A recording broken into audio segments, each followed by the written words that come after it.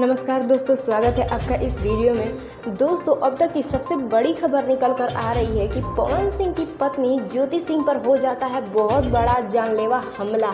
जी हां दोस्तों, और इस हमले के पीछे की वजह पवन सिंह को बताया जा रहा है। जी हां दोस्तों, और पवन सिंह के इसी गलती के वजह से इस पर श्री नरेंद्र मोदी जी को बोलना पड़ रहा है। और मोदी जी ऐसा बात बोल दिए हैं पवन सिंह के बारे में जिसको सुन करके आप भी हैरान रह जाएंगे। दरअसल मैं आपको पूरी खबरें इस वीडियो में बताऊंगी। वीडियो को स्किप नहीं करिएगा और लास्ट तक जरूर देखिएगा।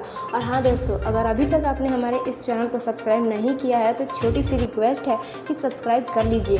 तो दोस्तों, जैसे कि आप सब जानते हैं कि ज्योति सिंह पर जानलेवा हमला हुआ है। दरअसल क्या होता है कि ज्योति सिंह मंदिर जाती है पूजा करने के लिए, तभी तक जानलेवा उन पर हमला हो जाता है। ज्योति सिंह तो बहुत चालाक निकलती हैं। वो अपने गांव में किसी घर में छुप जाती हैं जिसकी वजह से वो बच जाती है। लेकिन इस पूरे हमले की वजह सिर्फ पवन सिंह को जाता है और पवन सिंह पर ये इल्ज़ाम लगा है कि ज्योति सिंह पर जो हमला हुआ है वो सिर्फ पवन सिंह किए हैं। और ये सब देखते हुए मोदी जी को बोलना पड़ रहा है। मोदी जी बोले हैं कि पवन सिंह ऐसा घटिया इंसान मैंने आज तक नहीं देखा है।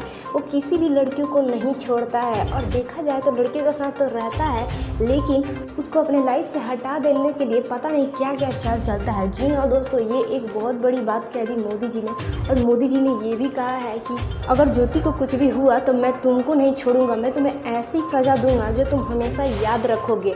तुम ये जो लड़कियों के साथ खेल खेलते हो उसके लिए मैं तुम्हें बहुत बड़ी सज़ा दूंगा। जी हाँ दोस्तों, मोदी जी ने ये कहा है। और दोस्तों, आपको बता दें कि मोदी जी ने ये भी कहा है कि पवन सिंह बहुत ख़राब आदमी है।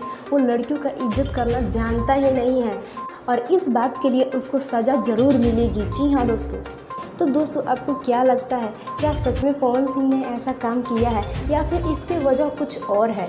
आप अपनी राय कमेंट्स बॉक्स में ज़रूर बताइएगा। और वीडियो अच्छी लगी तो लाइक कर दीजिए और चैनल को सब्सक्राइब कर दीजिएगा।